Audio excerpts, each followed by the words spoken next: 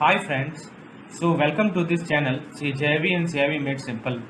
So friends, to begin with this lesson, आप लोगों का दोस्तों CIV 2022 का CIV 2022 जो कि दिसंबर में परीक्षा होने वाली है, इसके लिए मैं आपको एक सिंपल सी रणनीति बता रहा हूँ और फिर मैं इस वीडियो को आगे बढ़ाऊँगा। बस 2-3 मिनट आप इस बात को सुन लें तो आपके लिए काफ़ी हेल्पफुल होगा। दोस्तों 5 स्टेप है, यदि 5 स्टेप को आप प्रॉपरली फॉलो करेंगे तो आप आसानी से दिसंबर के CIV एग्जामिनेशन को निकाल पाएंगे। तो आप ये चीज़ लागू होता है AVM के लिए भी, BFM के लिए भी, और रिटेल बैंकिंग में चूँकि कंटेंट कम है और जल्दी समझ में आ जाता है तो उसके लिए आप अलग रूल अप्लाई कर सकते हैं, बेसिकली AVM और BFM के लिए। देखिए दोस्तों, सबसे पहले तो कंसेप्ट क्लियर होना चाहिए। कंसेप्ट क्लियर करने के लिए आपको बुक्स पढ़ें या वीडियोस देखें, ठीक है। फिर एक के बाद कुछ ऐसा वीडियोस देखें जिसमें आपको MCQs प्रैक्टिस कराया जा रहा हो, कुछ क्वेश्चंस करवाए जा रहे हो, न्यूमेरिकल क्वेश्चंस करवाए जा रहे हो, ठीक है। उसके बाद दोस्तों नेक्स्ट स्टेप आता है आपको MCQ प्रैक्टिस करना और केस स्टडी प्रैक्टिस करना। कैसे प्रैक्टिस करना है, तो आप जहाँ से भी MCQ प्रैक्टिस करें तो वहाँ से आप पहले MCQ के क्वेश्चन को देखें और फिर उसके बाद खुद से ट्राई करें, फिर आंसर को मिलाएं। This is the best way of practising MCQ, तो ताकि आपको ये क्लियर होगा कि आपने जो चीज़ पढ़ा है उस पर्टिकुलर यूनिट में वो कितना हेल्पफुल है। यानी तो आप केस स्टडी भी सॉल्व करें तो पहले खुद से ट्राई करें, फिर उसका मदद लें। तो यदि आप मेरे चैनल का हेल्प लेना चाहते हैं इन दोनों चीज़ के लिए, चाहे MCQs या केस स्टडी प्रैक्टिस के लिए, तो दोस्तों मैं आप लोगों को एक प्लान शो करना चाहता हूँ। ये हमारा CIV मेड सिंपल का प्लान है, प्लान ए और प्लान बी। तो दोस्तों इसमें आपको MCQs लगभग 4000 MCQs हैं ओवरऑल टॉपिक मिला के, जो कि मोर देन सफिशियंट है। हर एक टॉपिक में 150-100 MCQs हैं जो कि मैकमिलन के हर एक पेज से लिए गए हैं, हर एक लाइन से लिए गए हैं। तो आपको केवल उस MCQs को करना है, आपको एक जगह पे सारा MCQs मिल जाएगा, वो भी गूगल ड्राइव के फोल्डर में। उसके अलावा दोस्तों हर एक चैप्टर का short notes, chapter wise MCQs, module wise MCQs, हर एक चैप्टर का केस स्टडीज जो कि MCQ के साथ है, और दोस्तों quick revision of each module, और इंपॉर्टेंट फॉर्मूला कंपाइलेशन और प्रीवियस ईयर क्वेश्चन। तो ये सभी चीज़ आपको इस प्लान में मिलेगा। डिटेल आप सामने देख सकते हैं दोस्तों, और आपको डिटेल जानकारी के लिए इस नंबर पे मुझे दोस्तों ये चीज़ हम लोगों ने अभी देखा है कि जो हमारा टोटल रिसिप्ट होता है उसके अंदर तो एक रिवेन्यू रिसिप्ट आएगा ही आएगा, एक कैपिटल रिसिप्ट भी आएगा, ठीक है, और साथ ही साथ draw down of cash balance भी आएगा, ठीक है। Option number B is the correct one, क्योंकि रिवेन्यू रिसिप्ट आता है, कैपिटल रिसिप्ट आता है और draw down of cash balance भी आता है। ये तीनों मिलके हमें देता है total receipt, revenue receipt plus capital receipt plus draw down of cash balance. Question number 2 है, which of the following is not a part of revenue receipt in budget. अब बताइए रेवेन्यू रिसिप्ट का पार्ट कौन सा नहीं है। Revenue receipt के बारे में मैंने आपको क्या बताया था, पहले आप याद कीजिए। रेवेन्यू रिसिप्ट के बारे में मैंने आपको बताया था कि वैसा रिसिप्ट होता है जो कि ना ही लायबिलिटी क्रिएट करेगा और ना ही एसेट को घटाएगा, ठीक है। तो इसका सोर्स मैंने बताया था टैक्स रेवेन्यू रिसिप्ट और नॉन टैक्स रेवेन्यू रिसिप्ट, आप रिकॉल कीजिए। पहला है इनकम टैक्स, दूसरा एक्सटर्नल रेजिस्टेंस, तीसरा है डिविडेंड रिसिप्ट, चौथा है एक्सटर्नल ग्रांट। बताइए इनकम टैक्स जो है वो ग्रॉस टैक्स रेवेन्यू का पार्ट है, बिल्कुल सही। जो हमारा एक्सटर्नल असिस्टेंस है ये नहीं है। डिविडेंड रिसिप्ट, तो डिविडेंड जो है वो हमारा नॉन टैक्स रिसिप्ट का पार्ट है, और हमारा एक्सटर्नल ग्रांट वो भी हमारा नॉन टैक्स रिसिप्ट का पार्ट है। लेकिन जो एक्सटर्नल असिस्टेंस है, external assistance that is not that is neither a part of our tax receipt not non tax receipt. तो answer will be option number B.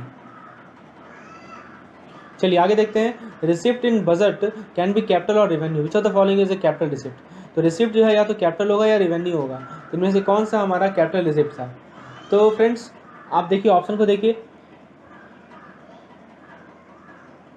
Answer तो आपको पता ही होगा कि वैसा रिसिप्ट जो कि हमारा लायबिलिटीज और ऐसे लायबिलिटी को ही बढ़ा दे और एसेट को रिड्यूस कर दे, वो हमारा होता है कैपिटल रिसिप्ट, और जो नहीं इफेक्ट करे वो होता है हमारा revenue receipt. Loan recoveries, provident fund deposit, grants, ठीक है, इनमें से कौन सा कैपिटल रिसिप्ट है।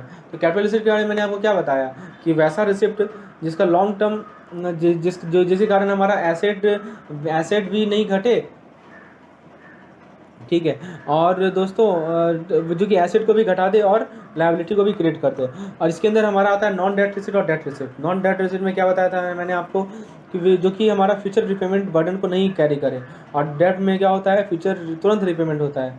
तो फ्रेंड्स लोन रिकवरीज हुआ, प्रोविडेंट फंड डिपॉजिट ग्रांट हुआ, प्रोविडेंट फंड डिपॉजिट हुआ और ग्रांट हुआ। तो इनमें से कौन सा हमारा कैपिटल रिसिप्ट है। तो रिकवरीज ऑफ लोन तो है आपका, क्योंकि ये आपका जो है नॉन डेप्ट का पार्ट है, ठीक है। प्रोविडेंट फंड डिपॉजिट, और तीसरा है हमारा ग्रांट्स, और उस बेसिस पे हमें सेलेक्ट करना है।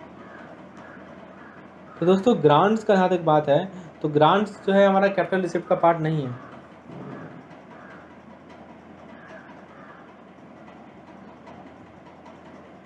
ठीक है, तो दोस्तों करेक्ट आंसर होगा option number 1 and 2, that is loan recoveries and provident fund deposit, यानी पीपीएफ भी डिपॉजिट किया जाएगा और लोन रिकवरी भी होगा। These two are the important receipt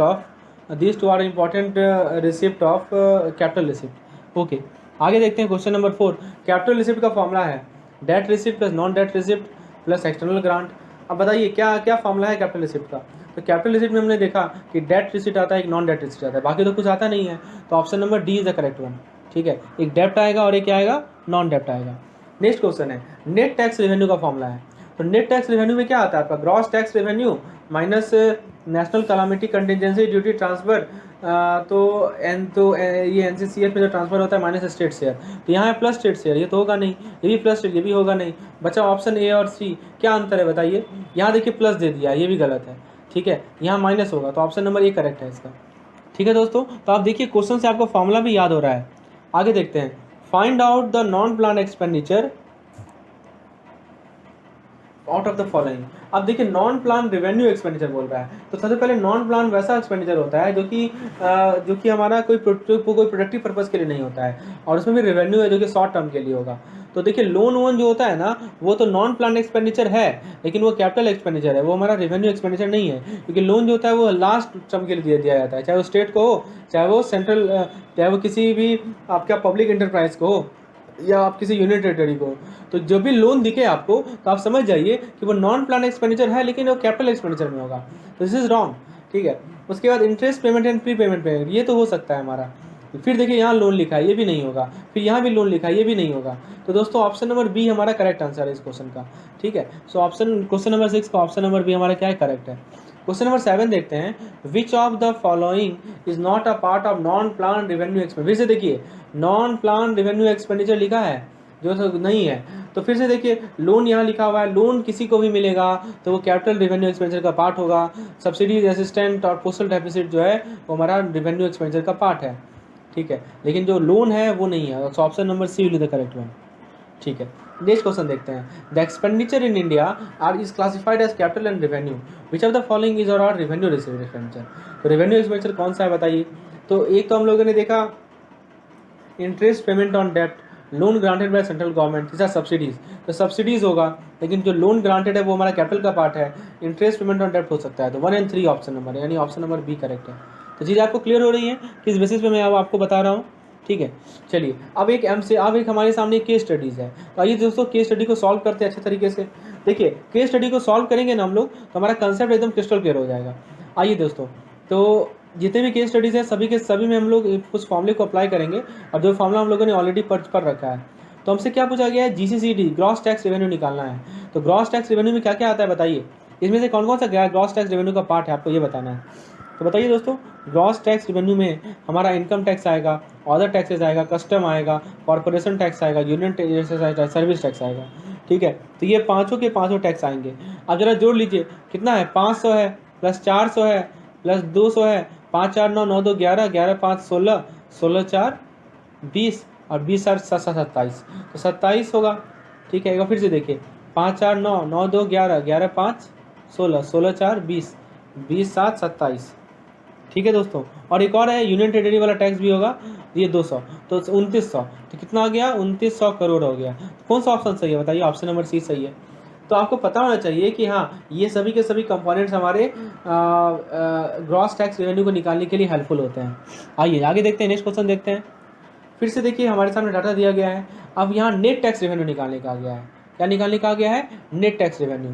तो नेट टैक्स रेवेन्यू का फॉर्मूला आपने देखा था, क्या देखा था बताइए। तो नेट टैक्स रेवेन्यू का फॉर्मूला आपने देखा होगा, कुछ इस प्रकार है। आप बता सकते हैं नेट टैक्स रेवेन्यू का फॉर्मूला, मैं फिर से रिपीट कर रहा हूँ आपको। Net tax revenue is equal to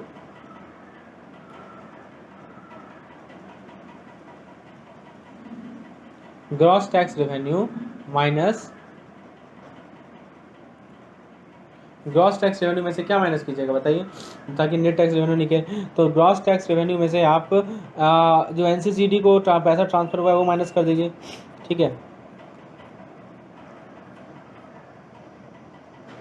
हम लोग बात कर रहे हैं नेट टैक्स रेवेन्यू की। तो नेट टैक्स रेवेन्यू में क्या कीजिएगा, एनसीसीडी को माइनस कर दीजिए, ठीक है, जो कि ट्रांसफ़र किया गया है, और स्टेट शेयर को घटा दीजिए, स्टेट शेयर को क्या कर दीजिए, घटा दीजिए। आइए जरा इस क्वेश्चन को देखते हैं। तो इस क्वेश्चन को जरा देखते हैं कैसे सॉल्व किया जाए इस क्वेश्चन को। तो फ्रेंड्स देखिए, सबसे पहले हमें इससे क्या निकालना पड़ेगा, ग्रॉस टैक्स रेवेन्यू निकालना पड़ेगा। तो जोड़िए, इसे ले लीजिए, इसे ले लीजिए, इसे ले लीजिए, इसे इसे इसे और इसे ले लीजिए। जोड़िए जरा, 1000 प्लस 1800, 2400, 3200 और 3300 और 500 हो गया 4300, 4300 3 43 4600। तो 4600 करोड़ जो है वो हमारा ग्रॉस टैक्स रेवेन्यू ही है। उसमें से आप क्या घटाइएगा, उसमें से आप एनसीसीडी वाला घटाइएगा। ये देखिए लिखा हुआ है कितना है, 300 करोड़। तो 300 घटा दीजिए। उसमें से आप क्या घटाइएगा, स्टेट शेयर घटाइएगा, कितना है, 600 है, ठीक है, 600 घटा दीजिए। तो कुल मिलाकर आप घटाइएगा तो कितना मिलेगा बताइए, 3700 मिलेगा ना, ठीक है। तो ऑप्शन नंबर बी देखिए 3700 है। आपको समझ में आया कैसे सॉल्व करना है। आपको फॉर्मूले पे एकदम क्रिस्टल क्लैरिटी रखना है, इस फॉर्मूले को कहाँ यूज करना है, इस फॉर्मूले को कहाँ यूज करना है। तो इस क्वेश्चन का correct answer option number B. चलिए आगे देखते हैं। फिर से देखिए, यहाँ पे हमें टोटल रेवेन्यू रिसिप्ट निकालने का गया है। पहले में था ग्रॉस रेवेन्यू रिसिप्ट, तीसरे में था नेट रेवेन्यू रिसिप्ट, अब है हमारा टोटल रेवेन्यू रिसिप्ट। तो ग्रॉस और नेट को जोड़ दीजिए तो आपको मिल जाएगा टोटल रेवेन्यू रिसिप्ट।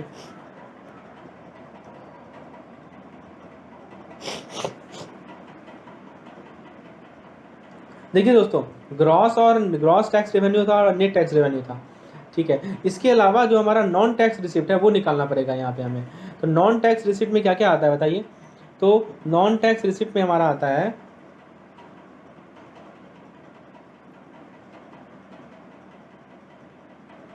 ठीक है।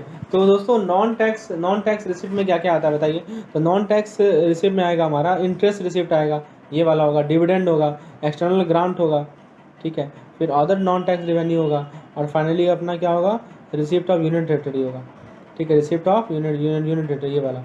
स्टेट शेयर का कोई काम ही नहीं है। तो फ्रेंड्स आप जरा जोड़िए सबको, 500 प्लस 800 1300, 1300 और 200 हो गया अपना 1500, 1500 उसके बाद 900 हो गया 2400, 2400 और उसके बाद स्टेट से हो गए 2400, 700 हो गया 3100, ठीक है। तो ये 3100 क्या हो गया अपना, 3100 हो गया अपना नॉन टैक्स रिसिप्ट। अब नेट टैक्स रेवेन्यू निकाल लीजिए। तो ग्रॉस टैक्स रेवेन्यू में से एनसीसीडी, तो ये 500, 400, 900, 900, 200, 1100, 1100, 500, 1600, 400, 2000, 2000 और 2000 और 2700, 2700 और 2900, तो 2900 हो गया हमारा ग्रॉस टैक्स रेवेन्यू। उसमें से माइनस कर दीजिए एनसीसीडी वाला यानी 200, और उसमें से स्टेट शेयर को माइनस कर दीजिए यानी 500। तो ये 700 घटा देंगे तो 2200 हो जाएगा, ठीक है। और इन दोनों को जोड़ दीजिए, 2200 और 3100 हो जाएगा हमारा 5300, ठीक है। तो option number B correct answer होगा। तो आप देखिए कैसे सॉल्व करना है हमें क्वेश्चन को, डाटा को यूज करना सीखिए, हर एक डाटा को यूज कीजिए, ठीक है। यदि टोटल रेवेन्यू रिसिप्ट पूछा तो उसमें क्या, रेवेन्यू रिसिप्ट का दो पार्ट हमने देखा था ना, एक था हमारा, एक रेवेन्यू रिसिप्ट का दो पार्ट क्या क्या था बताइए, एक था टैक्स रेवेन्यू रिसिप्ट, एक था नॉन टैक्स रेवेन्यू रिसिप्ट, फिर कैपिटल, फिर आपने टैक्स का निकाला, नॉन टैक्स निकाला, ठीक है। तो देखिए यहाँ पे पूरा पूरा स्टेप लिखा हुआ है, आप ऐसे सॉल्व कीजिए, स्टेप वाइज कीजिए तो वो भी सही है, या आप जो मैंने आपको मेथड बताया उससे भी आप कर सकते हैं। मेन है प्रॉब्लम को सॉल्व करना। नेक्स्ट है पेंशन ईजा। अब बताइए पेंशन को किस कैटेगरी में आप डालोगे। तो पेंशन को आप किस कैटेगरी में डालोगे बताओ, revenue expenditure, capital expenditure, tax revenue, non tax revenue, बताइए दोस्तों। तो दोस्तों पेंशन जो होता है वो अपना एक रेवेन्यू एक्सपेंडिचर का पार्ट है, that is a part of revenue expenditure, ठीक है। So this is a part of revenue expenditure our pension. Next question है net tax revenue plus total non tax revenue is. तो ये क्या होता है हमारा, ये होता है हमारा टोटल रेवेन्यू रिसिप्ट, ठीक है। Net tax revenue plus total non tax revenue receipt क्या होता है हमारा, total revenue receipt. So option B will be the correct one.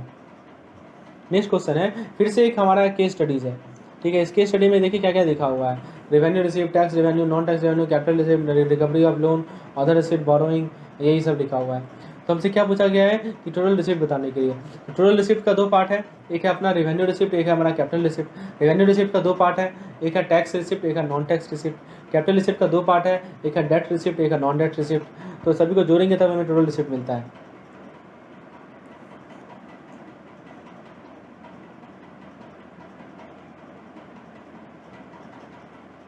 तो टोटल रिसिप्ट निकालने के लिए अब क्या करना है, रेवेन्यू रिसिप्ट लेना है और कैपिटल रिसिप्ट लेना है। तो रेवेन्यू रिसिप्ट कितना है अपना बताइए। तो रेवेन्यू रिसिप्ट देखिए क्वेश्चन में दिया दे रखा है हमें, रेवेन्यू रिसिप्ट हमें कितना दे रखा है बताइए। ये देखिए 13,74,203 और कैपिटल रिसिप्ट कितना दे रखा है 6,09,91। दोनों को जोड़ दीजिए तो आपको मिल जाएगा टोटल रिसिप्ट।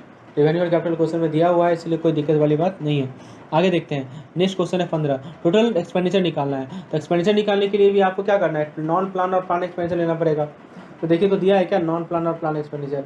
तो दोस्तों एक्सपेंडिचर निकालने के लिए आपको फॉर्मूले को अप्लाई करना पड़ेगा, ठीक है। तो इसे देखते हैं कैसे सॉल्व किया जाए क्वेश्चन नंबर 15 को। तो एक होता है हमारा रेवेन्यू और कैपिटल एक्सपेंडिचर ले सकते हो, उसको जोड़ दो तो आपको मिल जाएगा टोटल एक्सपेंडिचर। तीसरा क्वेश्चन ने पूछा है रेवेन्यू डेफिसिट। रेवेन्यू डेफिसिट होता है रेवेन्यू एक्सपेंडिचर माइनस रेवेन्यू, कि कोई भी डेफिसिट निकालना हो तो एक्सपेंडिचर में से आप क्या करो कि उसका जो रिसिप्ट है उसे घटा दो, आपको डेफिसिट मिल जाएगा। तो रेवेन्यू एक्सपेंडिचर कितना है हमारा 16,90,584 और हमारा रेवेन्यू रिसिप्ट कितना है 13,74,203, आपको मिल जाएगा 3,16,381। ये हमारा टोटल रेवेन्यू रिसिप्ट मिल जाएगा, ठीक है। इफेक्टिव रेवेन्यू रिसिप्ट देख लीजिए, फिजिकल डेफिसिट निकाल लीजिए, प्राइमरी डेफिसिट निकाल लीजिए। विच of the following is not a tax revenue. Tax revenue कौन सा नहीं है, custom, short term borrowing, other tax and duties, corporation tax. तो दोस्तों कस्टम तो है, फिर टैक्स रेवेन्यू नहीं है, ठीक है, ये ध्यान दीजिएगा, टैक्स रेवेन्यू नहीं है। तो कस्टम, फिर उसके बाद शॉर्ट टर्म बोरोइंग, ठीक है, ये सब हो सकता है।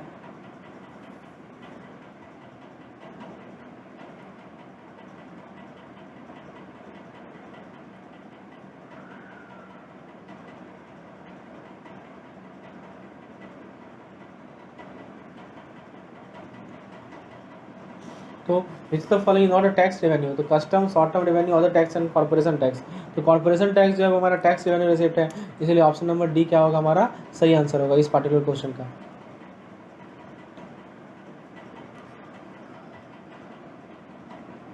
फ्रेंड्स आगे का क्वेश्चन 21 से लेकर 43 क्वेश्चन हम लोग नेक्स्ट वीडियो में डिस्कस करेंगे। होपफुली आपने लेसन को एंजॉय किया होगा, होपफुली आपको चीज़ें क्लियर हो रही होंगी। तो फ्रेंड्स एक लाइक जरूर कर दीजिएगा, चैनल को सब्सक्राइब कीजिए और मैक्सिमम से मैक्सिमम इसे शेयर कीजिए, ठीक है। आपको 3 काम करना है, तभी मैं आपके लिए इस तरह का वीडियोस लेते और लाता रहूँगा।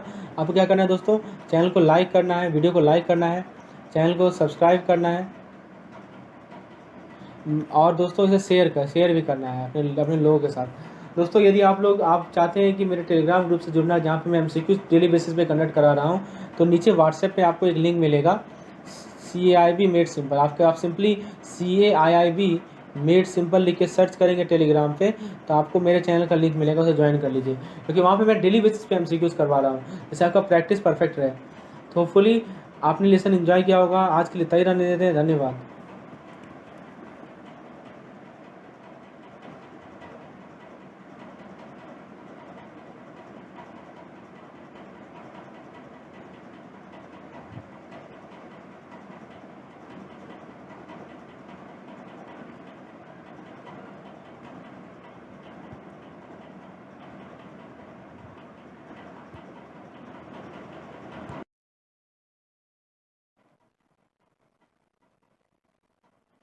Hello friends, welcome to my channel JV and CIV Made Simple. So today we are going to discuss our leftover questions, our leftover MCQs of chapter number 10, यानी यूनिट नंबर 10 का जो MCQs बचा हुआ था वो हम लोग आज डिस्कस करेंगे। और दोस्तों कुल मिलाकर 24 MCQs है। इसका पिछला थ्योरी वाला पोर्शन हम लोग ऑलरेडी डिस्कस कर चुके हैं।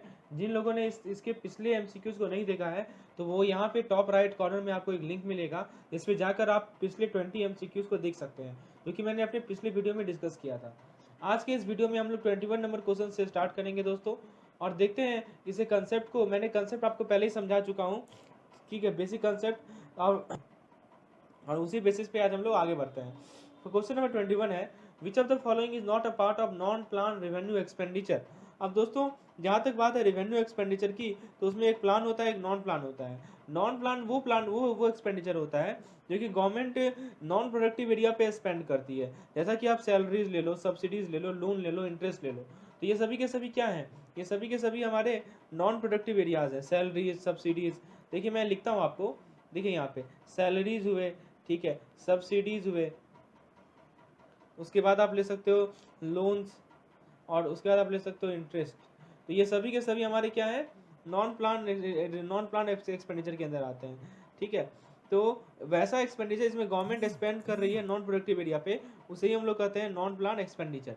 अब जरा ऑप्शन को देखिए, विच of the following is not a part, देखिएगा ध्यान से क्वेश्चन को, पार्ट नहीं है नॉन प्लान का। सब्सिडीज ये तो है, ठीक है। फिर उसके बाद loans to public sector enterprise, postal deficit, assistant to state from NCCF. तो दोस्तों नॉन प्लान रिवेन्यू एक्सपेंडिचर का इसमें से कौन सा पार्ट नहीं है, ये पूछा गया है। तो सब्सिडीज है दोस्तों, यदि स्टेट को असिस्टेंट मिल रहा है नेशनल कैलामिटी कंटिजेंसी, देखिए एनसीसीए का फुल फॉर्म है नेशनल कैलामिटी कंटिजेंसी फंड, तो ये भी हमारा नॉन प्लान रिवेन्यू एक्सपेंडिचर का पार्ट है, ठीक है। पोस्टल डेफिसिट भी हमारा नॉन प्लान रेवेन्यू एक्सपेंडिचर का पार्ट है। लेकिन जो लोन है दोस्तों, ये देखिए रेवेन्यू का मतलब हुआ कि वो एक साल के अंतर्गत तक का एक्सपेंडिचर, लेकिन ये जो लोन दिया जाता है किसी पब्लिक सेक्टर एंटरप्राइज को, वो काफ़ी दिनों तक होता है, इसीलिए ये जो है हमारा कैपिटल एक्सपेंडिचर का पार्ट होता है, याद रखिएगा। तो option C is the correct one, याद रखिएगा इस क्वेश्चन का correct answer option number C, यानी कि जो पब्लिक सेक्टर एंटरप्राइज को लोन मिलता है वो हमारा नॉन प्लान रेवेन्यू एक्सपेंडिचर का पार्ट नहीं है। So option C is the correct one of this question. आगे देखते हैं, नेक्स्ट क्वेश्चन है question number 22, the excess of total expenditure including loan net of recovery और revenue receipt including external grant and non डेप्ट receipt is called. देखिए बहुत अच्छा question है, डेफिसिट आप लोगों ने पढ़ा है दोस्तों, मैंने आपको डेफिसिट समझाया था। तो यहाँ पे देखिए क्या कर रहा है कि जो आपका टोटल एक्सपेंडिचर है, ठीक है, टोटल एक्सपेंडिचर है, उसमें आपका लोन आ गया, ठीक है, उसके बाद रिकवरी आ गया, ठीक है, और ये इसको इसमें से आप माइनस कर दीजिए रिवेन्यू रिसिप्ट, क्या माइनस कर दीजिए रिवेन्यू रिसिप्ट, ठीक है, excluding internal grant and non debt receipt. तो इसे हम लोग क्या कहते हैं दोस्तों, तो फ्रेंड्स आपको पता होना चाहिए कि ये जो हमारा डेफिनेशन है, so this definition pertains to gross physical deficit, ठीक है, ग्रॉस फिजिकल डेफिसिट। जहाँ तक बात है रेवेन्यू डेफिसिट की, तो वो होता है हमारा गवर्नमेंट का रेवेन्यू एक्सपेंडिचर और गवर्नमेंट का रेवेन्यू रिसिप्ट के बीच का डिफरेंस। जहाँ तक बात है ग्रॉस फिजिकल डेफिसिट की, तो वो होता है डिफरेंस हमारा total expenditure including loans net of recoveries of revenue receipt. एक होता है हमारा नेट फिजिकल डेफिसिट। देखिए यदि हम लोग बात करें नेट फिजिकल डेफिसिट का, तो उसमें ग्रॉस फिजिकल डेफिसिट ले लीजिए, उसमें से नेट लैंडिंग को आप घटा दीजिए, ठीक है, तो ये आपको याद, तो आपको मिल जाएगा नेट फिजिकल डेफिसिट। फिलहाल इस क्वेश्चन में देखा जाए तो हमारा करेक्ट आंसर है ग्रॉस फिजिकल डेफिसिट, ठीक है, वही होता है हमारा excess of total expenditure including loans net of recoveries of revenue receipt. So option B is the correct one, correct answer to this question, ठीक है। अब देखिए नेक्स्ट क्वेश्चन में 23 बेसिकली एक केस स्टडी है, ठीक है, केस स्टडी में इसी प्रकार से डाटा आपको दी रहेंगी। Recoveries of loan in advance दे रखा है 3000 करोड़, मिसलेनियस कैपिटल रिसिप्ट दे रखा है 500 करोड़, मार्केट लोन दे रखा है 600 करोड़, शॉर्ट टर्म बोरोइंग है 1200 करोड़, एक्सटर्नल असिस्टेंट है 500 करोड़, स्टेट प्रोविडेंट फंड है 600 करोड़, अदर रिसिप्ट है 1200 crore, securities issued against small saving है 600 crore, recoveries of short term loan advance from state and loan to government servant है 1000 crore, total non tax revenue है 5000 crore, net tax revenue है 2000 crore, draw down cash balance है 4000 करोड़, ठीक है। तो ये डाटा आपको दी गई है। फ्रेंड्स आपसे पहला क्वेश्चन पूछा गया है कि डेट रिसिप्ट निकालना है, कि डेट रिसिप्ट कितना होगा। तो दोस्तों डेट रिसिप्ट कैसे निकलेगा ये बताइए। तो फ्रेंड्स डेट रिसिप्ट को निकालने के लिए आपके पास फॉर्मूला होना चाहिए। तो डेट रिसिप्ट आपको पता है कि डेट रिसिप्ट जो है वो बेसिकली पार्ट है हमारा नॉन आपको पता है कि टोटल रिसिप्ट को रेवेन्यू रिसिप्ट में रेवेन्यू रिसिप्ट होता है और एक हमारा कैपिटल रिसिप्ट होता है, ठीक है। तो कैपिटल रिसिप्ट का दो पार्ट है, एक है नॉन डेट रिसिप्ट और एक है डेट रिसिप्ट। डेट रिसिप्ट क्या होता है इसको मैं शॉर्ट में आपको बता देता हूँ, जस्ट फॉर रिकॉलिंग पर्पस, वैसा रिसिप्ट जो कि गवर्नमेंट को रिपेमेंट करना है, ठीक है। इसमें देखिए क्या क्या आता है, जिसमें आता है दोस्तों, इसमें आपका आएगा इन सभी में से मार्केट लोन आएगा, ठीक है, पहला क्या आएगा इसमें मार्केट लोन आएगा, उसके बाद आएगा दोस्तों शॉर्ट टर्म बोरोइंग आएगा, फिर आएगा एक्सटर्नल असिस्टेंट आएगा, फिर स्टेट प्रोविडेंट फंड आएगा, फिर अदर रिसिप्ट आएगा, और एक और आएगा securities issued against small saving. तो जितने को मैंने टिक लगाया है ये सभी के सभी हमारे नॉन डेट रिसिप्ट के पार्ट हैं, ये चीज़ आपको पता होना चाहिए, ठीक है। ये चीज़ मैंने आपको देखिए एकदम क्लियर रखना है कि डेट रिसिप्ट क्या है, नॉन डेट रिसिप्ट क्या है, रेवेन्यू रिसिप्ट क्या है, कैपिटल रिसिप्ट क्या है, ठीक है, एक्सपेंडिचर क्या है, ये सब क्लियर रखना है। अब जरा जोड़िए, तो 600 प्लस 1200 1800 प्लस 500 2300 23 20 2900 और ये हो जाएगा आपका 4100, 4100 प्लस 600 4700 4700 बस, ठीक है। तो ऑप्शन को जरा देखिए, तो option number C is the correct answer, ठीक है, 4700 इज द करेक्ट आंसर। तो आपको ये पता होना चाहिए कि हमारा डेट रिसिप्ट के अंदर कौन कौन से कंपोनेंट्स आते हैं, तभी आप इस क्वेश्चन को सॉल्व कर सकते हैं आसानी से। आइए आगे देखते हैं। नेक्स्ट क्वेश्चन है कैलकुलेट नॉन डेट रिसिप्ट। तो नॉन डेट रिसिप्ट वो रिसिप्ट होता है जिसमें जो कि जिसके कारण गवर्नमेंट को कोई फ्यूचर रिपेमेंट नहीं करना होता है, यानी फ्यूचर में उस पैसा को जो रिसिप्ट मिला है उसका रिपेमेंट नहीं करना होता है, उसे ही हम लोग कहते हैं नॉन डेट रिसिप्ट। इसका एग्जांपल आपको पता है कि यदि लोन या एडवांस का रिकवरीज है, ठीक है, यदि मान लीजिए कोई मिसलेनियस कैपिटल रिसिप्ट है तो वो हमारे नॉन डेट रिसिप्ट के अंदर आते हैं। ठीक है दोस्तों, अब जरा आ जाइए क्वेश्चन के ये स्टेटमेंट में, जरा देखिए तो इसमें आपका ये रिकवरीज ऑफ लोन एडवांस दिया हुआ है ऊपर में, सबसे ऊपर देखिए आप, ये जो दिया हुआ है recoveries of loan advance 3000 crore, तो ये किसका पार्ट है? ये डेट रिसिप्ट का पार्ट है क्या? बिल्कुल नहीं। ये किसका पार्ट है? ये है नॉन डेट रिसिप्ट का। क्यों नॉन डेट रिसिप्ट का? क्योंकि वो पैसा है जिसे गवर्नमेंट को बाद में रिपेमेंट नहीं करना है। एक तो ये हो गया। उसके बाद दोस्तों एक और पॉइंट आप देख सकते हो, कोई मिसलेनियस कैपिटल रिसिप्ट दिख रहा है क्या आपको? यहाँ देखिए दिख रहा है ना, मिसलेनियस कैपिटल रिसिप्ट कितना है? 500 करोड़। तो ये भी this is also a part of this is also a part of non debt receipt. Okay, so यदि हम कंबाइन करें 3000 और 500 यानी 3500, तो 3500 हमारा हो गया टोटल नॉन डेट रिसिप्ट। ठीक है दोस्तों, तो यदि आप बात करो 3500 हमारा क्या हो गया? नॉन डेट रिसिप्ट हो गया। तो लेकिन जरा ऑप्शन को देखते हैं आप, अच्छा हाँ, एक चीज़ और ध्यान रखना है, इसमें एक गलती होने का चांस है। देखिए नॉन डेट रिसिप्ट में क्या है कि रिकवरीज ऑफ लोन एडवांस तो लेना ही है, लेकिन उसमें डिडक्ट करना है। क्या डिडक्ट करना है? Recoveries of short term loans and advance from state and loan to government servant. देखिए दोस्तों यहाँ गलती होने का चांस है। नॉन डेट रिसिप्ट में रिकवरीज ऑफ लोन एडवांस तो लेना ही है, लेकिन डिडक्ट क्या करना है? वो रिकवरीज क्योंकि शॉर्ट टर्म लोन का रिकवरी किया गया है या एडवांस का, कहाँ से? स्टेट से। ठीक है, तो आप जरा देखिए क्वेश्चन में, ठीक है, जरा क्वेश्चन को देखिए। क्वेश्चन में आप देखिए यहाँ पे recoveries of short term loan advance from state and loan to government servant कितना है? 1000 करोड़ है ना। ठीक है, तो इसे क्या करेंगे आप? सेपरेट करेंगे। किसमें सेपरेट करेंगे? 3000 करोड़ में सेपरेट करेंगे। तो कितना मिलेगा? 2000 करोड़ मिलेगा। और 2000 करोड़ तो आपको रिकवरीज मिल गया। उसके अलावा रिकवरीज के अलावा मिसलेनियस कैपिटल रिसिप्ट कितना है? 500 करोड़ है। तो 2000 और 500 कितना हो जाएगा? 2500। तो 2500 करोड़ आपका आंसर हो जाएगा। So option A will be the correct one. Non debt receipt का करेक्ट आंसर है ऑप्शन नंबर ए। चलिए आगे देखते हैं, कैलकुलेट कैपिटल रिसिप्ट। अब दोस्तों कैपिटल रिसिप्ट क्या होता है? तो कैपिटल रिसिप्ट मैंने आपको बताया है कि कैपिटल रिसिप्ट बेसिकली आपका वो रिसिप्ट होता है, सॉरी कैपिटल एक्सपेंडिचर है, सॉरी रिसिप्ट है, ठीक है। कैपिटल रिसिप्ट मैंने आपको बताया दोस्तों कि वैसा रिसिप्ट जो कि या तो लायबिलिटी क्रिएट करेगा या एसेट को घटाएगा। ठीक है, तो इसके अंदर क्या क्या रिसिप्ट आता है? इसके अंदर डेट रिसिप्ट आता है और नॉन डेट रिसिप्ट आता है। तो आपने अभी जो ऊपर दो क्वेश्चन में, एक में आपने क्या निकाला था बताइए? एक में आपने डेट रिसिप्ट निकाला था ना, कितना निकला था डेट रिसिप्ट? देखिए 4700 करोड़ निकला था डेट रिसिप्ट। ठीक है, उसके बाद दूसरे में आपने क्या निकाला था? Non debt receipt. कितना निकला था? 2500 करोड़ निकला था नॉन डेट रिसिप्ट। ठीक है, तो एक में निकला 4700, दूसरे में निकला 2500। इन दोनों को यदि आप जोड़ देंगे तो आपको कितना मिल जाएगा? 7200। ये 7200 क्या मिल गया आपको? ये 7200 मिल गया आपको कैपिटल रिसिप्ट। चीज़ आपको क्लियर है कैपिटल रिसिप्ट कैसे निकलता है? तो आपने सबसे पहले क्या किया कि 4700 लिया, उसके बाद आपने 2500 लिया, दोनों को ऐड किया तो आपको मिल जाएगा 7200 करोड़। तो 7200 crore is called capital receipt. ठीक है दोस्तों, तो काफ़ी आसान है। कैपिटल रिसिप्ट निकालने पूछा जाए तो आप डेट रिसिप्ट निकाल लीजिए, debt receipt plus non debt receipt निकाल लीजिए, उसके कंपोनेंट्स को जानिए और आपका कैपिटल रिसिप्ट निकल जाएगा। तो यदि आपको इसके जो केस स्टडी है उसको अच्छे से सॉल्व करना है, आपको पहले डेट रिसिप्ट क्या होता है, नॉन डेट रिसिप्ट क्या होता है, कौन से डेप्ट है, कौन से नॉन डेप्ट है, कौन से कैपिटल है, कौन से रेवेन्यू, ये सब पता होना चाहिए। और इसको जानने के लिए, अच्छे तरीके से जानने के लिए मेरे पिछले वीडियो को देखिए, वहाँ पे मैंने अच्छे से समझाया है इन सभी चीज़ों को। ठीक है दोस्तों, मैं अभी भी ट्राई कर रहा हूँ आपको समझाने का। नॉन डेट रिसिप्ट जैसे आपको दिखे, आपके दिमाग में स्ट्राइक करना चाहिए कि वो पैसा है जिसमें गवर्नमेंट को फ्यूचर रिपेमेंट नहीं करना पड़ेगा। तो जो लोन मिलता है रिकवरी का जो पैसा होता है, वो सभी के सभी हमारे नॉन डेट रिसिप्ट के पार्ट होते हैं। लेकिन जैसे कि आप सैलरीज ले लो, सब्सिडीज ले लो, ठीक है, या आप sorry market loans, external assistant, other receipt, state provident fund, ये सभी के सभी हमारे डेट रिसिप्ट होते हैं। ठीक है, जो कि सरकार को बाद में पे करना पड़ता है। चलिए आगे देखते हैं, which of the following is not a part of non डेप्ट कैपिटल रिसिप्ट। देखिए बहुत बढ़िया क्वेश्चन है, नॉन डेप्ट कैपिटल रिसिप्ट का पार्ट में से कौन सा नहीं है? अभी यही चर्चा हम कर रहे थे जब बात कर रहे हैं कि नॉन डेप्ट कैपिटल रिसिप्ट का।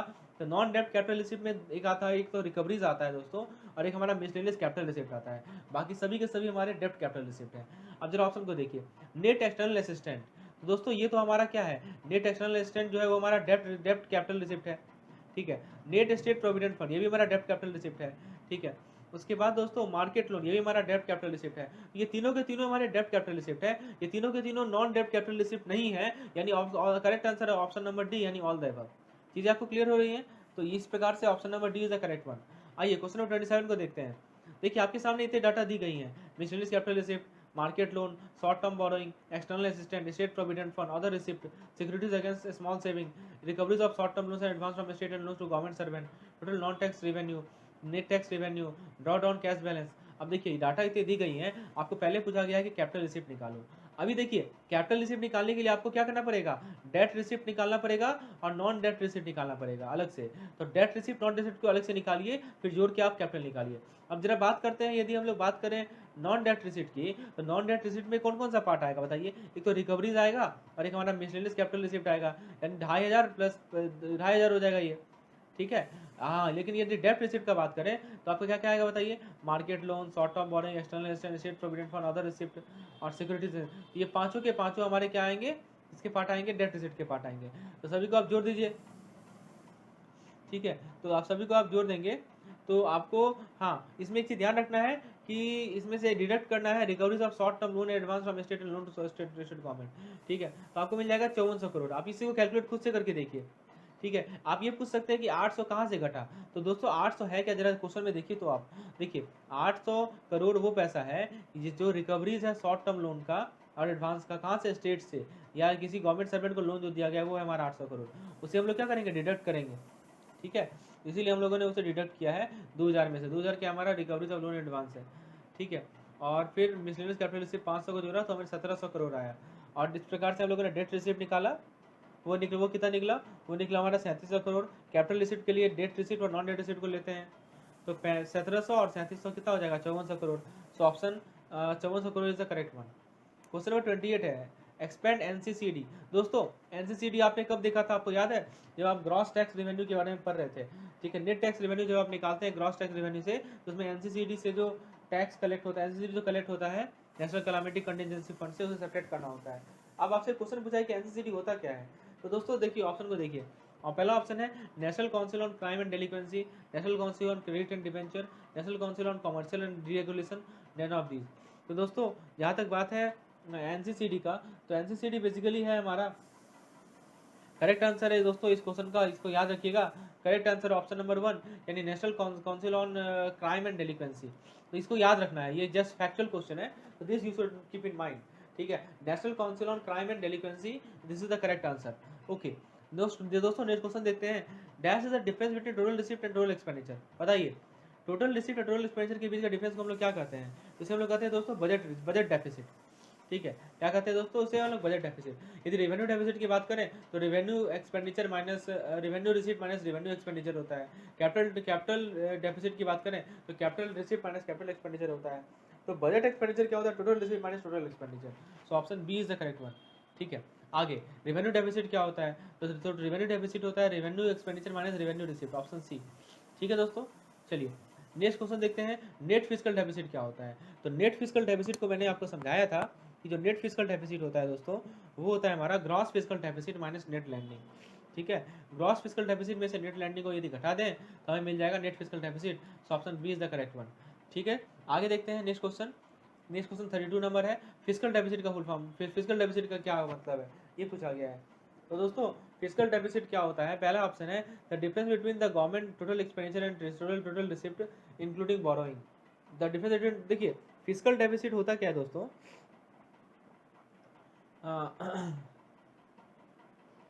जो हमारा गवर्नमेंट का टोटल एक्सपेंडिचर है, अच्छा टोटल रिसिप्ट है बोरोइंग को घटा के, ठीक है। समझिए बात को, टोटल एक्सपेंडिचर आप क्या लिखेगा, total expenditure minus total receipt, ठीक है। इसमें से क्या माइनस करना है आपको, बोरोइंग, ठीक है। तो ये आपको क्या मिल जाएगा, इससे आपको मिल जाएगा फिस्कल डेफिसिट। तो ये फॉर्मूला आपको याद रखना है, total expenditure minus total receipt excluding borrowing, borrowing को छोड़कर जितने भी टोटल रिसिप्ट है उसको यदि घटा देते हैं हम लोग टोटल एक्सपेंडिचर से, तो हमें मिल जाएगा फिस्कल डेफिसिट, ठीक है। आगे देखते हैं, dash is the difference between total receipt and total expenditure. तो टोटल रिसिप्ट टोटल एक्सपेंडिचर के बीच का डिफरेंस क्या होता है दोस्तों, हमारा बजट डेफिसिट होता है, ठीक है। ये हम लोग ऑलरेडी देख चुके हैं, option B is the correct one. Next question, net primary deficit is calculated as. अब बताइए दोस्तों, प्राइमरी डेफिसिट तो पता होना चाहिए आपको, तो पूछ रहा है नेट प्राइमरी डेफिसिट कैसे कैलकुलेट करेंगे। तो दोस्तों याद रखिएगा, नेट प्राइमरी डेफिसिट का फॉर्मूला है net fiscal deficit, net fiscal deficit minus net interest payment minus net interest payment, ठीक है। तो ऑप्शन नंबर डी हमारा करेक्ट आंसर होगा। तो जो भी फिजिकल डेफिसिट है उसमें से यदि हम लोग इंटरेस्ट पेमेंट को माइनस कर दें हमें मिल जाएगा net primary deficit. Gross primary deficit क्या होता है? तो ग्रॉस प्राइमरी डेफिसिट का फॉर्मूला है दोस्तों gross physical deficit and interest payment, ठीक है। तो आप क्या कीजिए, ग्रॉस फिजिकल डेफिसिट को पहले लिख लीजिए, उसमें से आप यदि इंटरेस्ट पेमेंट को घटा देते हैं तो आपको मिल जाएगा ग्रॉस प्राइमरी डेफिसिट, ठीक है। तो option B is the correct one, gross physical deficit minus interest payment is equal to gross primary deficit. आगे देखते हैं, in a government budget primary deficit is ₹10,000 crore, interest payment is 8,000 crore, how much is the physical deficit? तो दोस्तों अभी मैंने बताया कि primary deficit जो होता है, प्राइमरी डेफिसिट जो है पीडी जो है वो होता है हमारा physical deficit minus interest payment, ठीक है, यही होता है ना। अब देखिए क्वेश्चन में प्राइमरी डेफिसिट कितना दिया हुआ है, प्राइमरी डेफिसिट दे रखा है 10,000, ठीक है। फिजिकल डेफिसिट पूछ रहा है आपसे, इंटरेस्ट पेमेंट कितना है 8,000 है, तो एफडी क्या हो जाएगा हमारा, एफडी हो जाएगा 10,000 प्लस 8,000 यानी कितना हो जाएगा 18,000, 18,000 करोड़ हो जाएगा। तो एफडी हमारा यानी फिजिकल डेफिसिट मिल गया हमारा 18,000 crore. So option D is the correct one. चलिए आगे देखते हैं। देखिए ये भी बेसिकली एक केस स्टडी है, तो हम लोग इस चीज़ को समझेंगे, एक एक पॉइंट को समझेंगे। जो भी चीज़ हम लोगों ने देखिए अभी तक हम लोगों ने फॉर्मुला देखा डेफिसिट का, अब हम लोग उसको अप्लाई करना सीखते हैं। ऑप्शन देखिए क्वेश्चन में कह रहा है given the following data about the government budget, capital receipt net of borrowing दे रखा है 95, ये सभी डाटा अरब में है। रेवेन्यू एक्सपेंडिचर दे रखा है 100, इंटरेस्ट पेमेंट दे रखा है 10, रेवेन्यू रिसिप्ट दे रखा है 80 और कैपिटल एक्सपेंडिचर दे रखा है 110। हमसे क्या पूछा गया है, रेवेन्यू डेफिसिट पूछा गया है। तो दोस्तों रेवेन्यू डेफिसिट होता क्या है, तो रेवेन्यू डेफिसिट का फॉर्मूला आपको बताना चाहिए। ये रेवेन्यू डेफिसिट का फॉर्मूला होता है रेवेन्यू रेवेन्यू हाँ, रेवेन्यू हम लोग बात कर रहे हैं रेवेन्यू डेफिसिट का, ठीक है दोस्तों। So we are talking about revenue deficit. So revenue deficit is revenue expenditure minus revenue receipt, ठीक है। तो revenue expenditure minus revenue receipt, तो रेवेन्यू एक्सपेंडिचर 100 है, ठीक है। सो रेवेन्यू एक्सपेंडिचर है हमारा दोस्तों 100,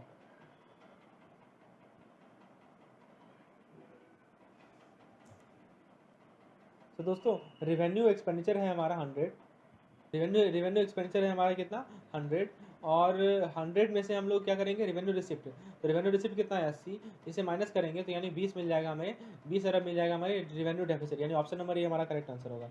ये चीज़ आपको क्लियर हो रही है? आगे देखते हैं, नेक्स्ट क्वेश्चन है हमारा, ठीक है। नेक्स्ट क्वेश्चन है फाइंड फिजिकल डेफिसिट। तो दोस्तों फिजिकल डेफिसिट निकालने कहा गया है, तो फिजिकल डेफिसिट क्या है, तो फिजिकल डेफिसिट को निकालने के लिए क्या कौन सा फॉर्मूला आप यूज करेंगे? तो दोस्तों देखिए रेवेन्यू था total expenditure minus total receipt excluding borrowing, ठीक है, तो आपको मिल जाएगा फिजिकल डेफिसिट। तो दोस्तों टोटल एक्सपेंडिचर निकालने के लिए रेवेन्यू एक्सपेंडिचर कैपिटल एक्सपेंडिचर को जोड़ दीजिए, टोटल रिसिप्ट निकालने के लिए रेवेन्यू रिसिप्ट और कैपिटल रिसिप्ट को जोड़ दीजिए, लेकिन जो नेट ऑफ बोरोइंग है वो लेना है केवल, ठीक है दोस्तों। तो कि 95 दिया हुआ था, इस प्रकार से आपको 35 अरब मिल जाएगा फिजिकल डेफिसिट, ठीक है दोस्तों। आगे देखिए प्राइमरी डेफिसिट निकालने का आ गया है, तो प्राइमरी डेफिसिट कैसे निकालते हैं हम लोग? तो प्राइमरी डेफिसिट निकालने के लिए हमें क्या करना होता है, जो हमारा फिजिकल डेफिसिट है उसमें से इंटरेस्ट पेमेंट को माइनस करना पड़ता है, ठीक है। तो फिजिकल डेफिसिट कितना है हमारा 35 करोड़ और इंटरेस्ट पेमेंट कितना है 10 करोड़, यानी 25 करोड़ आंसर होगा। फिर देखिए एक हमारा एमसीक्यूज है, केस स्टडी है, revenue expenditure, revenue receipt, tax revenue, non tax revenue, capital receipt, recoveries of loan, other receipt, borrowing and other liabilities, interest payment, grant in aid of for creation of capital asset. अब देखिए इस question में हमसे total receipt पूछा गया है, total receipt का दो पार्ट है, एक हमारा रेवेन्यू रिसिप्ट है, एक हमारा कैपिटल रिसिप्ट है। तो इंडिविजुअली करके हम लोग निकालेंगे। रेवेन्यू रिसिप्ट आपको क्वेश्चन में दे रखा है, ठीक है, 17,25,738। और जहाँ तक बात है हमारा कैपिटल रिसिप्ट का, तो कैपिटल रिसिप्ट निकालने के लिए हमें क्या क्या चीज़ लेना पड़ेगा, देखिए यहाँ वो भी दे रहा हुआ है यहाँ 7,16,475, ठीक है। और हमारा ड्रॉ डाउन कैश देखिए एक और दिया होगा आपको, हाँ, तो दोस्तों इन दोनों को जोड़ दीजिएगा तो आपको मिल जाएगा हमारा टोटल रिसिप्ट, ठीक है, कितना मिलेगा 24,42,213, ठीक है। अब हमारा नेक्स्ट है टोटल एक्सपेंडिचर निकालने का, टोटल एक्सपेंडिचर निकालने का प्लान एक्सपेंडिचर और नॉन प्लान एक्सपेंडिचर को जोड़ के निकलता है, ठीक है दोस्तों। तो या रेवेन्यू और कैपिटल को जोड़ दीजिए, तो रेवेन्यू एक्सपेंडिचर कैपिटल एक्सपेंडिचर दिया, देखिए शायद दिया होगा क्वेश्चन में आपको, रेवेन्यू एक्सपेंडिचर और कैपिटल एक्सपेंडिचर दिया हुआ है, तो उसको आप ऐड करेंगे तो आपको आंसर मिल जाएगा। देखिए यहाँ पे देखिए यहाँ लिखा हुआ है एक्सपेंडिचर ऑन रेवेन्यू अकाउंट लिखा है ना, देखिए ऑप्शन में 8 नंबर देखिए और 10 और 11 नंबर देखिए, 8 में क्या लिखा है एक्सपेंडिचर ऑन रेवेन्यू अकाउंट और 11 में क्या लिखा है एक्सपेंडिचर ऑन कैपिटल अकाउंट। तो इन दोनों को यदि आप जोड़ेंगे आपको क्या मिल जाएगा, इन दोनों को जोड़ने पे आपको मिल जाएगा टोटल रिसिप्ट, ठीक है। टोटल एक्सपेंडिचर मिल जाएगा। आगे देखते हैं दोस्तों, रेवेन्यू डेफिसिट का फॉर्मूला पूछा गया है। तो रेवेन्यू डेफिसिट क्या होता है? तो रेवेन्यू डेफिसिट होता है हमारा, आपको पता है रेवेन्यू डेफिसिट का फॉर्मूला? रेवेन्यू डेफिसिट होता है दोस्तों revenue expenditure minus revenue expenditure, ठीक है। डेफिसिट जब भी हम लोग बोलेंगे तो एक तो हमारा एक एक्सपेंडिचर आएगा और एक आएगा रिसिप्ट। तो revenue expenditure minus revenue receipt is equal to revenue deficit, ठीक है। तो दोस्तों इससे आपको मिल जाएगा 4,16,034। Next effective revenue deficit. तो इफेक्टिव रेवेन्यू डेफिसिट क्या होता है? ठीक है, इफेक्टिव रेवेन्यू डेफिसिट होता है दोस्तों revenue deficit minus grant in aid for creation of capital asset. तो क्या हो जाएगा 1,95,345,345, यानी कि ये आपको मिल जाएगा इफेक्टिव रेवेन्यू डेफिसिट। इसे आप लोग फॉर्मूले में जोड़ लेंगे इफेक्टिव रेवेन्यू डेफिसिट को, ठीक है। फिजिकल डेफिसिट क्या होगा? तो ये मैंने बता ही दिया, total expenditure minus total receipt, उसमें से क्या है जो ये सब चीज़ें उससे आप लोग माइनस कर लेंगे, ठीक है। तो आपको मिल जाएगा ये 6,24,276। प्राइमरी डेफिसिट निकालने के लिए फिजिकल डेफिसिट में से इंटरेस्ट पेमेंट घटा देंगे। तो दोस्तों ये था हमारा क्वेश्चन का सेट फॉर यूनिट नंबर 10। अब हम लोग आगे बढ़ते हैं, हम लोग यूनिट नंबर 11 पे आते हैं और हम लोग यूनिट नंबर 11 को भी को यहाँ पे कंटिन्यू करेंगे दोस्तों। तो let us move to the unit number 11। दोस्तों आइए जरा यूनिट नंबर 11 को देखते हैं हम लोग। यूनिट नंबर 11 है हमारा challenges facing Indian economy. So let's see what are the challenges which our Indian economy face. ये बेसिकली एक थ्योरेटिकल टॉपिक है, तो हम लोग थ्योरेटिकल टॉपिक को समझने का प्रयास करेंगे कि थ्योरेटिकल टॉपिक में क्या क्या क्वेश्चन बन सकते हैं और जो इंपॉर्टेंट पॉइंट्स है उसे हम लोग कवर करेंगे। तो मैं आपको पॉइंट्स नोट करवाऊंगा, उसे आप लोग नोट करते रहिए और चीज़ें आपको क्लियर होती चलेंगी। सबसे पहले हमें क्या पढ़ना है? सबसे पहले हमें समझना है कि हमारा जो इंडियन इकोनॉमी है उसमें मेजर चैलेंजेस क्या क्या हैं। What are the major challenges? Topic का नाम ही है unit 11। We are discussing unit number 11 and our 11 number unit is challenges facing Indian economy.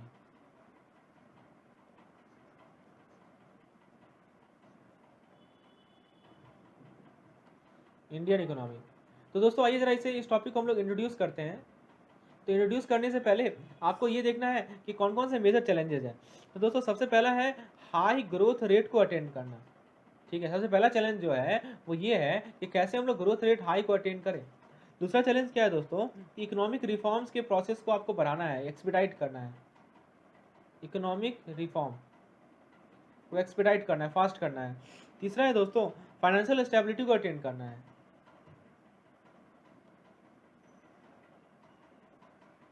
ठीक है, फाइनेंशियल स्टेबिलिटी को अटेंड करना है। उसके बाद दोस्तों हमें इंफ्रास्ट्रक्चर को इंप्रूव करना है।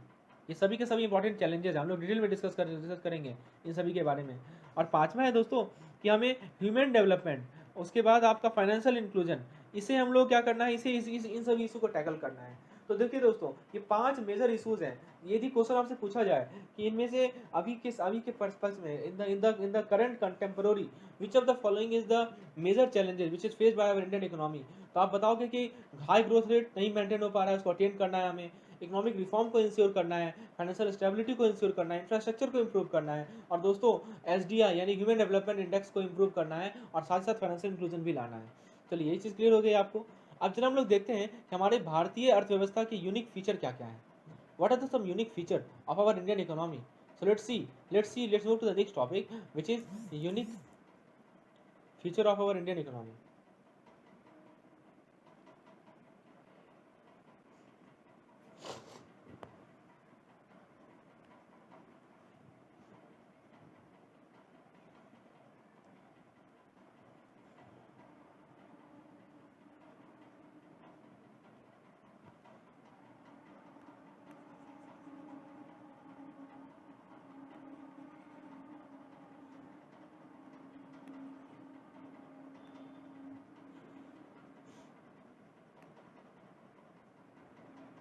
आइए दोस्तों देखते हैं, हेडिंग देते हैं यूनिक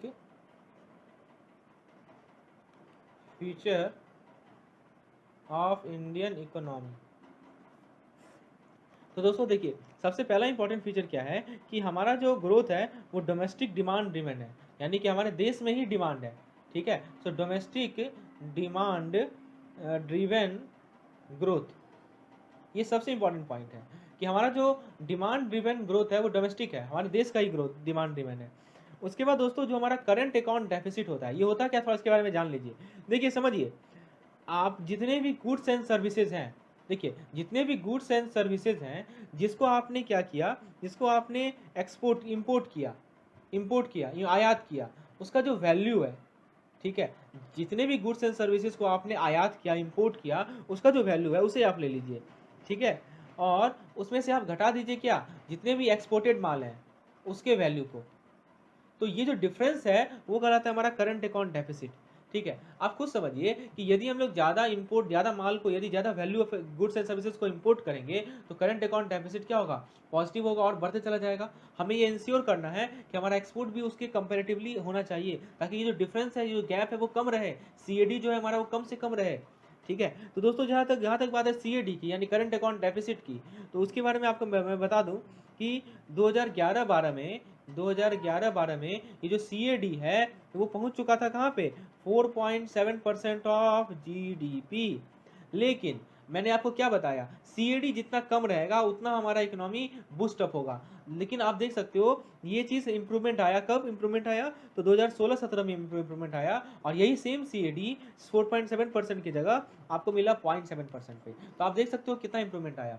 तो ये भी हमारे इंडियन इकोनॉमी का एक यूनिक फीचर है, that we are able to decrease the level of CAD, that is current account deficit. कैसे किया होगा बताइए, अपने एक्सपोर्ट को बढ़ाकर, ठीक है। उसके बाद दोस्तों एक इंपॉर्टेंट पॉइंट है, इंडिया का जो इकोनॉमी है वो सप्लाई कंस्ट्रेंट इकोनॉमी है। तो this is very important point. ये डिमांड कंस्ट्रेंट इकोनॉमी नहीं है, ये कैसा इकोनॉमी है, सप्लाई कंस्ट्रेंट इकोनॉमी। यहाँ से एमसीक्यूज बन सकता है दोस्तों, इसे ध्यान रखिएगा। So Indian economy is just a supply constraint economy, ठीक है। मतलब क्या हुआ कि हम क्या कर रहे हैं कि जो लोअर ऑयल और कमोडिटीज के प्राइजेस हैं उसे यूटिलाइज कर रहे हैं ताकि इन्वेस्टमेंट बढ़ा सके इंफ्रास्ट्रक्चर में। चलिए 3 पॉइंट यहाँ तक क्लियर है। उसके बाद 4th पॉइंट पे आते हैं हम लोग। तो दोस्तों 4th पॉइंट क्या है, 4th यूनिक फीचर क्या है हमारे देश का, ठीक है, कि 2008 में पता है आपको फाइनेंशियल क्राइसिस आया था। 2008 में क्या आया था, फाइनेंशियल क्राइसिस आया था, ठीक है। तो दोस्तों क्या हुआ कि जो फिजिकल डेफिसिट है, मैंने बताया था ना फिजिकल डेफिसिट का formula, total expenditure minus total receipt excluding borrowing, ठीक है। तो ये फिजिकल डेफिसिट क्या हुआ था कि वो जंप कर गया कब, फाइनेंशियल क्राइसिस के बाद, ठीक है। लेकिन फिर उसके बाद क्या हो रहा है, ये डिक्लाइन हो रहा है। तो this is also important points, that physical deficit and current account deficit, ठीक है। ये दो डेफिसिट हैं, ये दोनों डेफिसिट हमारे इंडियन इकोनॉमी के इंपॉर्टेंट फीचर्स हैं, यूनिक फीचर्स हैं। पहले बढ़ा और फिर घटा, ठीक है। तो कुछ पॉलिसीज लाए गए होंगे इसको घटाने के लिए। चलिए आगे देखते हैं। उसके बाद चलिए ये 4 पॉइंट आपको ध्यान रखना है। इसके बाद एक फुल फॉर्म को आप याद रखिएगा, ईएमईज, ये पूछ लिया जाता है दोस्तों। ईएमईज का फुल फॉर्म आपसे पूछ लिया जाता है, ईएमई का फुल फॉर्म आप लोग याद रखिएगा, ये होता है हमारा emerging market economy, emerging market economy. तो दोस्तों हम लोगों ने 5 पॉइंट देखे हमारे इंडियन इकोनॉमी के यूनिक फीचर का, एक बार रिकॉल कर लेते हैं फास्टली। सबसे पहला डोमेस्टिक डिमांड ड्रिवन, ठीक है, डोमेस्टिक डिमांड ड्रिवन ग्रोथ। दूसरा सीएडी यानी करंट अकाउंट डेफिसिट जो है वो हम लोगों ने घटा लिया है, पहले काफ़ी ज़्यादा था, 2011-12 में 4.7 था, अब वो घटकर 0.7 आ चुका है। फिजिकल डेफिसिट को भी हम लोगों ने कंट्रोल किया है, वो भी घटा है। फिजिकल डेफिसिट क्या होता है तो वो सब लोग ऑलरेडी डिस्कस कर चुके हैं। और दोस्तों ये भी याद रखिएगा होता है हमारा इमर्जिंग मार्केट इकोनॉमी। अब दोस्तों ये सब हम लोग यूनिक फीचर देख लिया, हम लोग चैलेंजेस पे आते हैं। जैसा कि टॉपिक का नाम है क्या क्या इंपॉर्टेंट चैलेंजेस है, तो सबसे पहला चैलेंज मैंने आपको बताया था कि ग्रोथ रेट को अचीव करना। सो अचीविंग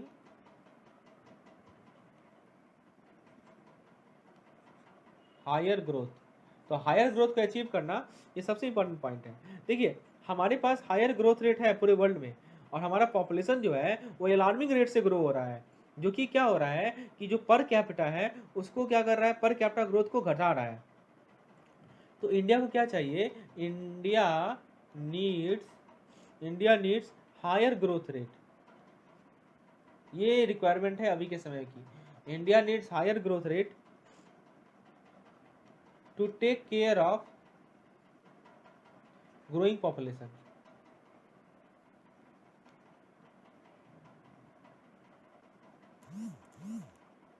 ठीक है।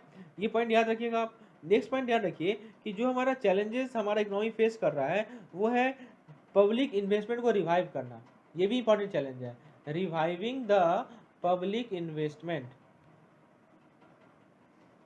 यानी पब्लिक सेक्टर में जो इन्वेस्टमेंट है उसको रिवाइव करना, उसको चालू रखना। इस प्रकार से हम लोग हायर ग्रोथ रेट को अचीव कर सकते हैं। एक और पॉइंट है कि जो हमारा मैन्युफैक्चरिंग कैपेबिलिटी है, और जो हमारी मैन्युफैक्चरिंग कैपेबिलिटी है उसे स्ट्रेंथन करना, उसे मजबूती प्रोवाइड करना, ठीक है। So strengthening the manufacturing capability of the country, ये एक मेजर चैलेंज है। तो 3 चैलेंज मैंने आपको दिखाया ना, कि सबसे पहले हायर ग्रोथ रेट को इंश्योर करना एक बड़ा चैलेंज है, उसके बाद पब्लिक इन्वेस्टमेंट को रिवाइव करना एक बड़ा चैलेंज है, और दोस्तों तीसरा मैंने आपको बताया मैन्युफैक्चरिंग कैपेबिलिटी को स्ट्रेंथन करना भी एक इंपॉर्टेंट चैलेंज है, ठीक है। चलिए उसके बाद हम लोग नेक्स्ट पॉइंट पे आते हैं। नेक्स्ट पॉइंट है हमारा, नेक्स्ट पॉइंट है एक्सपीडिटिंग expediting the process of economic reform। तो इकोनॉमिक रिफॉर्म के प्रोसेस को क्या करना है, हमें एक्सपेडाइट करना है। तो दोस्तों सबसे पहले इसका कैसे किया जाएगा, तो लिबरलाइजेशन ऑफ फॉरेन इन्वेस्टमेंट, ये सबसे इंपॉर्टेंट टूल है जिसके द्वारा हम लोग इकोनॉमिक रिफॉर्म के प्रोसेस को एक्सपेडाइट कर सकते हैं। So how we can do it, by liberalising our foreign investment. The second point is we can ensure this by developing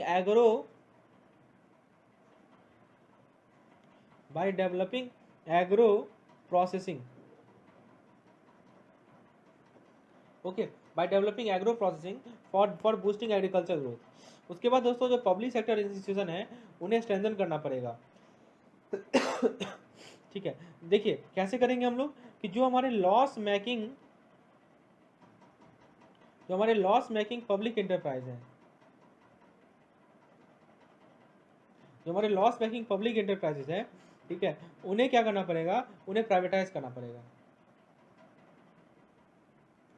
तो लॉस मेकिंग पब्लिक एंटरप्राइज क्या करना पड़ेगा, हमें प्राइवेटाइज करना पड़ेगा। और दोस्तों एक और पॉइंट है कि जो हमारा बेसिक इंफ्रास्ट्रक्चर है उसे डेवलप करना पड़ेगा रूरल पुअर के लिए। सो बेसिक इंफ्रास्ट्रक्चर, ये सब पॉइंट को आप ध्यान रखिएगा, कहीं से भी क्वेश्चन बन सकता है। सो पहला हमने क्या देखा, फॉरेन इन्वेस्टमेंट को लिबरलाइज करना, एग्रो प्रोसेसिंग को डेवलप करना, तो लॉस मेकिंग पब्लिक एंटरप्राइज को प्राइवेटाइज करना, और दोस्तों बेसिक इंफ्रास्ट्रक्चर को क्या करना, डेवलप करना।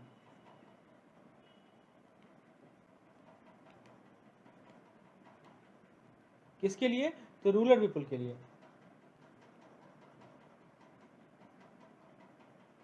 फॉर रूरल पुअर, ठीक है। तो दोस्तों यदि आपको इसका नोट्स चाहिए, ये आपको यदि इसका प्रिंटेड नोट चाहिए तो नीचे आपको व्हाट्सएप नंबर मिलेगा जिस पे आप मुझे कांटेक्ट करके इसका हैंडरिटन नोट इसका आपको जो हमारा प्रिंटेड नोट है वो ले सकते हो। चलिए नेक्स्ट जो हमारा इंपॉर्टेंट चैलेंज है, 2 चैलेंज तो हम लोगों ने देखा, तीसरा जो चैलेंज है वो ये है हमारा कि फाइनेंशियल स्टेबिलिटी को कैसे अटेन करें, how to attain financial stability. अब क्वेश्चन आपसे कैसे पूछेगा, देखिए आप देखिए आगे, कि अब देखिए पूछेगा कि इनमें से कौन सा स्टेप है फाइनेंशियल स्टेबिलिटी को अटेन करने का। तो सबसे पहला स्टेप क्या है कि हमें अनकन्वेंशनल रिसोर्सेज को क्रिएट की रिक्वायरमेंट है ताकि हम लोग पब्लिक इन्वेस्टमेंट बढ़ा सकें इंफ्रास्ट्रक्चर में। So centre needs unconventional resources to increase public investment.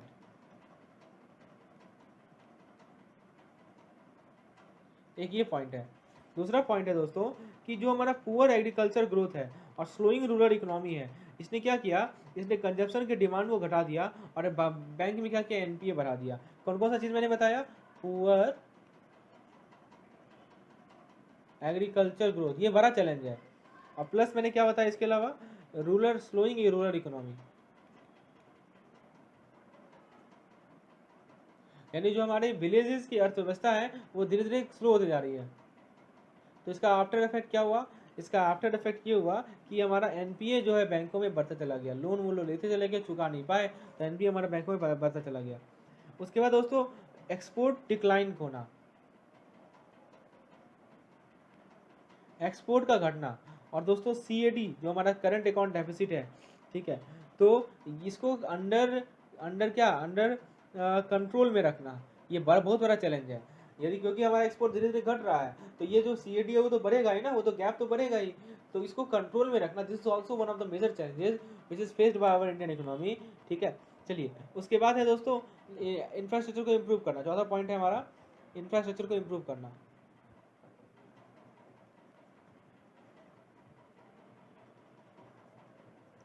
कैसे हम लोग इंफ्रास्ट्रक्चर को इम्प्रूव कर सकते हैं? So how we can improve the our infrastructure? So the first point is, देखिए जो हमारा इनएडुकेट इंफ्रास्ट्रक्चर है वो हमारा एफडीआई में बैरियर की तरह काम करता है, ठीक है। तो ये क्या करना है, हमें इसे एनी हाउ इम्प्रूव करना ही करना है, ठीक है। तो ये इसकी जिम्मेदारी किसके पास है? पब्लिक सेक्टर के पास है। So public sector have the responsibility to meet infrastructure demand.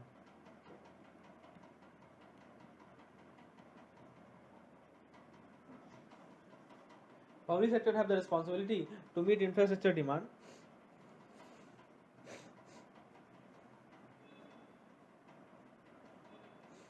दोस्तों अब प्राइवेट सेक्टर भी इसमें इंपॉर्टेंट रोल प्ले करने लगे हैं, तो ये पॉइंट आपको याद रहेगा, इम्प्रूविंग इंफ्रास्ट्रक्चर, ठीक है। ये भी एक इंपॉर्टेंट सोर्स है। उसके बाद है दोस्तों हमारा लास्ट पॉइंट है, ये तो हो गया। अब गवर्नमेंट जो है कौन कौन सा इनिशिएटिव लिया है इंफ्रास्ट्रक्चर को इम्प्रूव करने के लिए? So steps taken by government to improve infrastructure. तो पहले बताइए कौन कौन सा स्टेप लिया है? तो दोस्तों NIIF, आपको पता होगा NIIF क्या है? तो NIIF है national infrastructure investment fund. National infrastructure investment fund NIIF होता है दोस्तों। ये किसने लॉन्च किया है? हमारी सरकार ने इसे लॉन्च किया है NIIF को, इस चीज़ आपको ध्यान रखना है। उसके बाद दोस्तों 100% FDI डाला गया है, अलाउ किया गया है कंस्ट्रक्शन डिपार्टमेंट में। 100% FDI किसमें? कंस्ट्रक्शन डिपार्टमेंट में। उसके बाद दोस्तों 5,000 करोड़ 50,000 करोड़ ईयर मार्क किया गया है किसके लिए? स्मार्ट सिटी डेवलपमेंट के लिए। स्मार्ट सिटी डेवलपमेंट के लिए 50,000 करोड़ को ईयर मार्क किया गया है। उसके अलावा दोस्तों 100 हाईवे प्रोजेक्ट है किसके अंदर? PPP मॉडल के अंदर। ये सभी कुछ इनिशिएटिव्स हैं हमारे सरकार ने ली हैं इंफ्रास्ट्रक्चर को इम्प्रूव करने के लिए। ये 4 इनिशिएटिव का आप लोग ध्यान रखेंगे। उसके बाद है दोस्तों हमारा फाइनेंशियल इंक्लूजन और ह्यूमन डेवलपमेंट। ये भी बड़ा इंपॉर्टेंट चैलेंज है। कौन सा चैलेंज के बारे में बात कर रहा हूँ? Financial inclusion.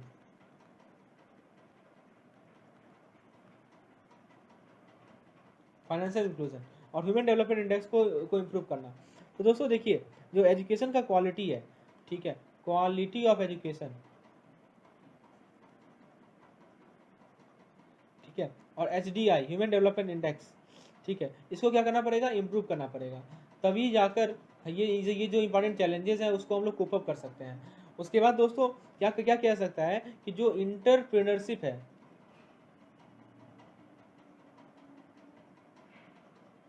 ठीक है, इंटरप्रेन्योरशिप है, इसका अपॉर्चुनिटी क्रिएट करना पड़ेगा।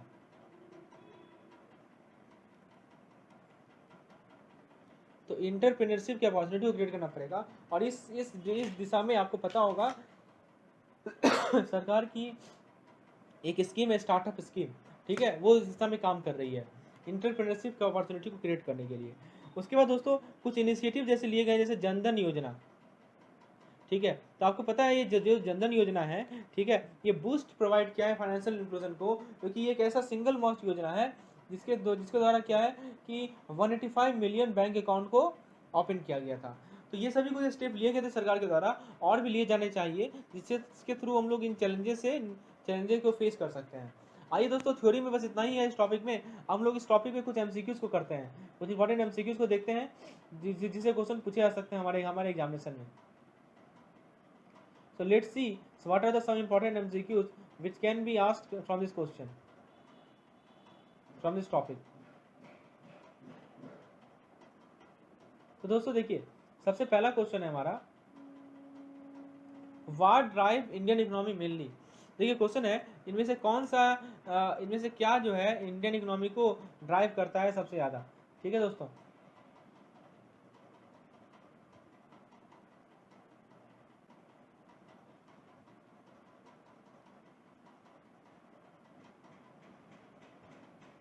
हाँ, तो दोस्तों देखिए, what drive Indian economy mainly, domestic demand, export demand, import demand, none of this. तो दोस्तों मैंने आपको पहले ही बताया था कि जो हमारा इंडियन इकोनॉमी को जो ये ग्रोथ को ड्राइव करता है वो है हमारा डोमेस्टिक डिमांड। तो option A is the correct one. Next question है, which of the following is a unique feature of Indian economy. Indian economy का सबसे यूनिक फीचर कौन सा है।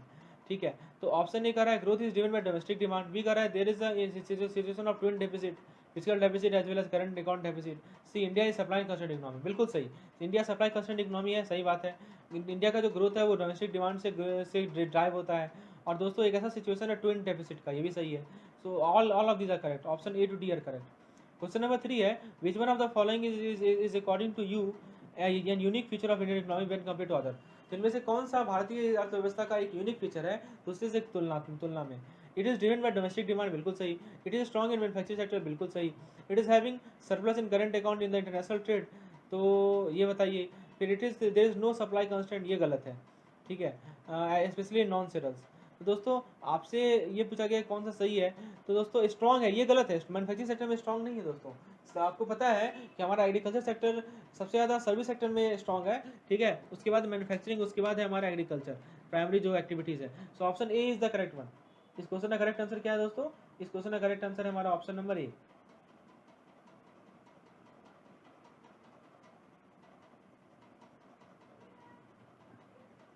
नेक्स्ट क्वेश्चन है, the difference between the outflow and inflow of foreign currency is known as. तो outflow और inflow के बीच का डिफरेंस को क्या कहते हैं हम लोग, उसे हम लोग कहते हैं दोस्तों करंट अकाउंट डेफिसिट।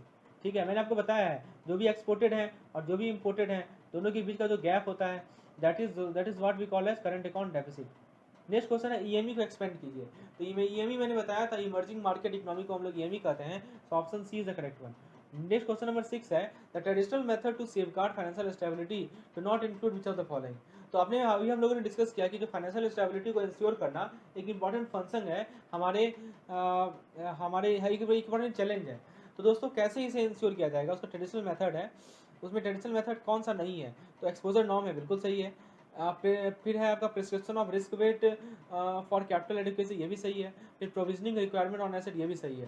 तो दोस्तों नो योर कस्टमर गाइडलाइन ये गलत है, तो option D is the wrong one. ठीक है दोस्तों, तो फ्रेंड्स ये सब थे कुछ एमसीक्यूज और आज के थ्योरी वाला पोर्शन। होपफुली आपने लेसन को एंजॉय किया होगा। तो फ्रेंड्स यदि लेसन पसंद आया हो तो एक लाइक जरूर कीजिएगा, चैनल को सब्सक्राइब कर लीजिए और भी वीडियोस को देखने के लिए बेल आइकन को प्रेस कर लीजिए ताकि जब भी मैं वीडियो बनाऊँ आपको उसका नोटिफिकेशन मिल जाए।